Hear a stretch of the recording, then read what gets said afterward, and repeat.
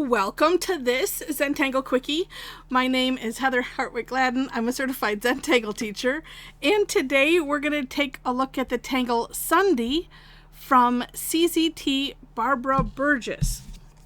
So this is it's a neat grid-based tangle. And there we go. So I'm going to start with putting a little outside frame. We'll do a 4 square.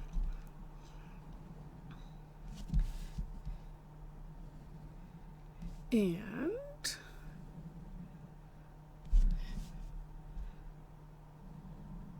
like so. Okay. So there's a great story behind this tangle. I encourage you to take a look at the For More Inspiration link in the description section. It's really neat. So once you have your grid set, then in the center of each box, we're going to put a little orb. And as usual, with everything Zentangle, you get to play with the size and all of that, and make it, put your own spin on it. That's fun. All right. Then once you have the orbs, and we're going to put like a box around the orbs and fill it in.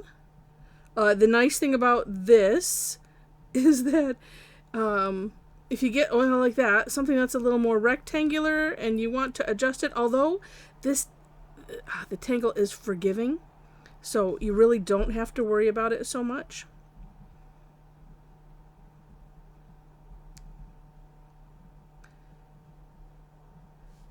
But if you want to, you can.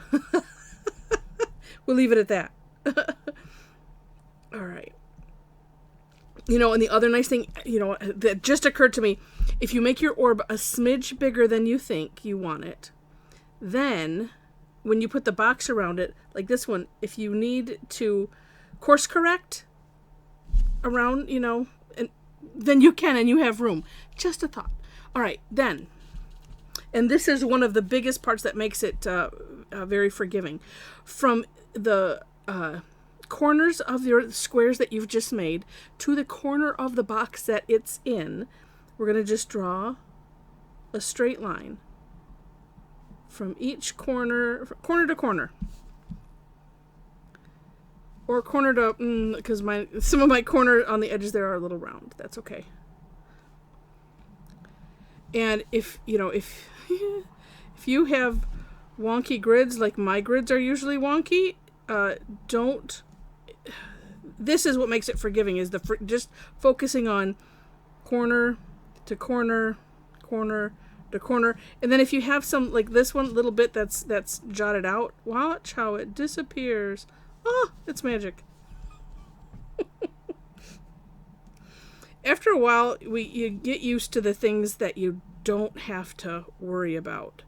You kind of, there's like a mental, in my mind, there's like a mental list, and it's like, oh, nope, don't have to worry about that. Don't have to worry about that. And then you just get used to that, and eventually you just stop worrying about those things.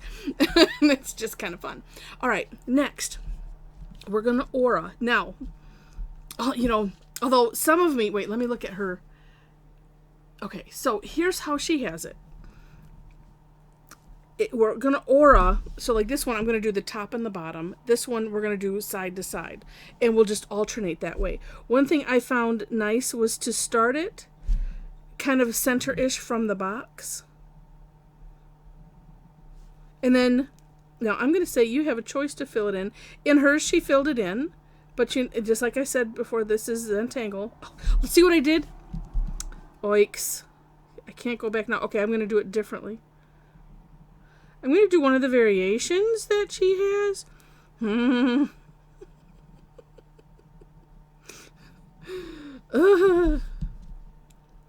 I tell you what.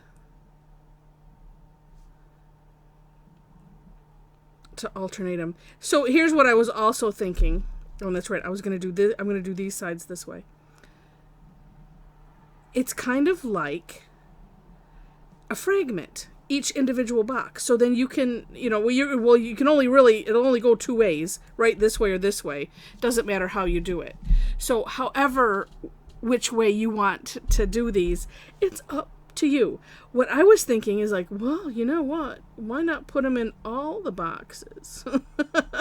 Oh, and since I've already made a variation, that's what, you know what? Okay, for you listening, on my next call,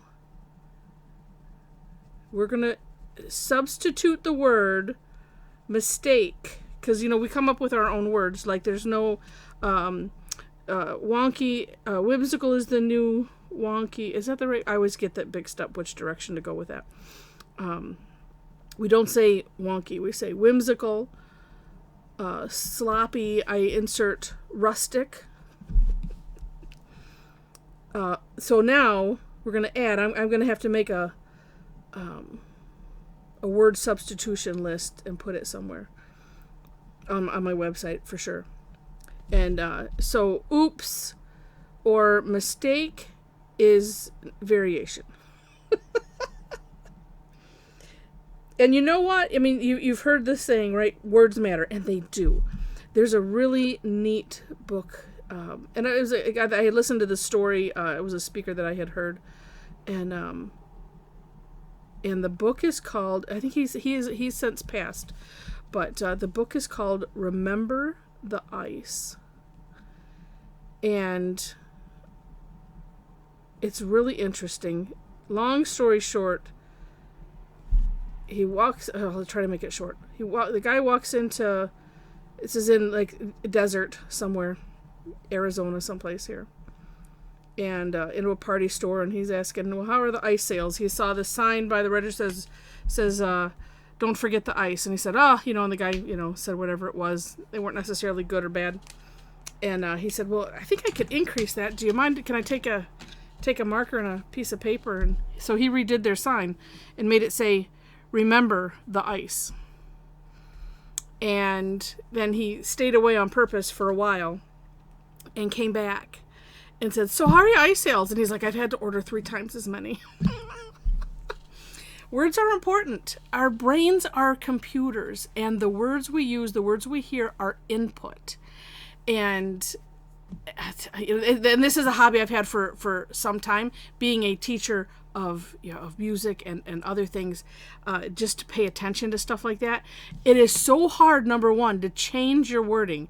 And if you get rid of the N''T words, and there's some other ones too, I started calling them non-words. It's just so amazing, transformations. And because when you hear, and I look out, let me pause, and let's talk about shading. I think I'm going to shade along the grid lines first. So I'm going to do that while I finish my story. All right. You didn't know. This is just like our Tangle time. You never know what you're going to get.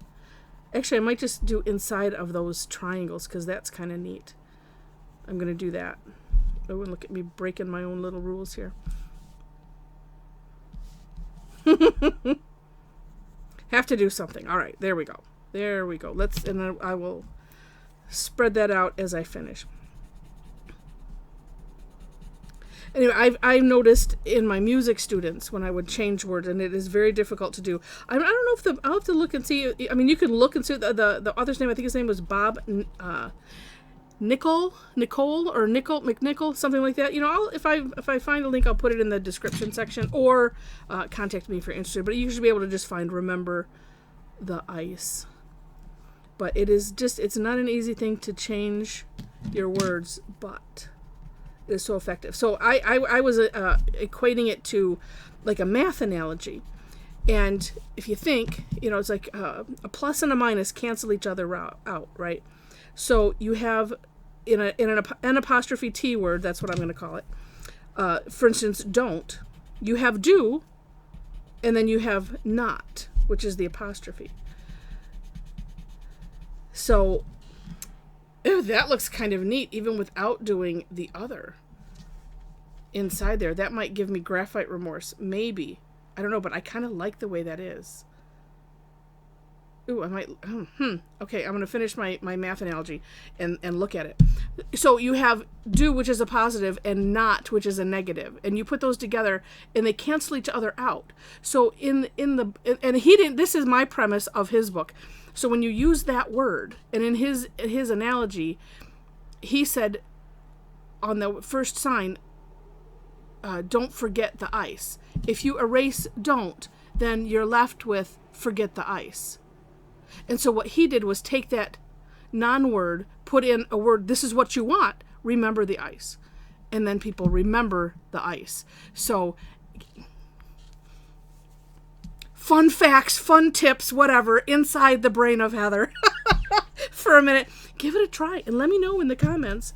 You know what, I'm gonna just do right here because it's screaming to me to do something, but not completely. Just what's left on the tortillon. It's so fun. And when I would do with my students, and these are, middle school, high school, music students, just private lessons. And I wouldn't correct them. I would redirect words and then make sure that my words were more purposeful. And it's so amazing. So amazing. So there we go. And, and the reason I share that here is because because words are important, and there's no such thing as a mistake in Zentangle, meaning anything you do, there's no wrong. Everything is fine, and you just have to find a way to course correct and do something else. It's something else that really amazing might come from it.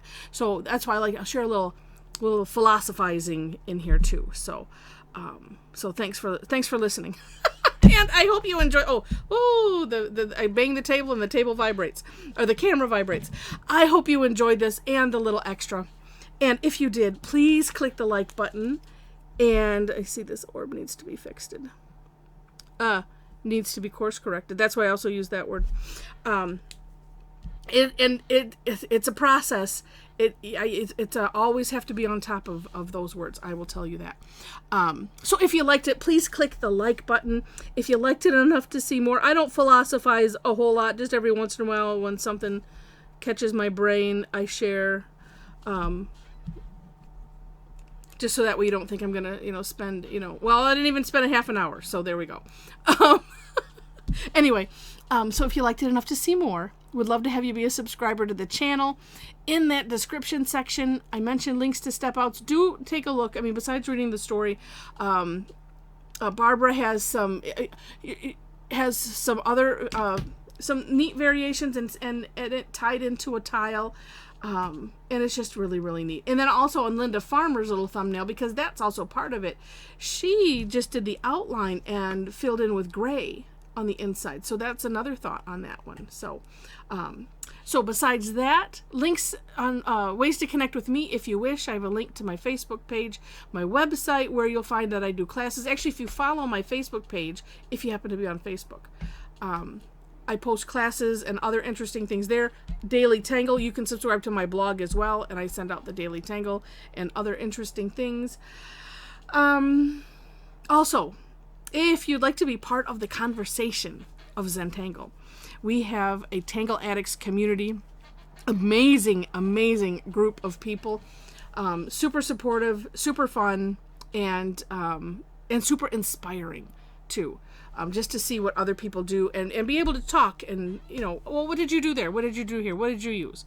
And it's just really fun. So join us there, but know that there are 4 questions that have to be answered in order to gain entry. That helps me maintain that we have actual people in there and not people that are just looking to cause trouble. We cause enough trouble on our own. We don't need help. And let's see, I think that's about it. So with that, thanks so much for watching, and I wish you happy tangling.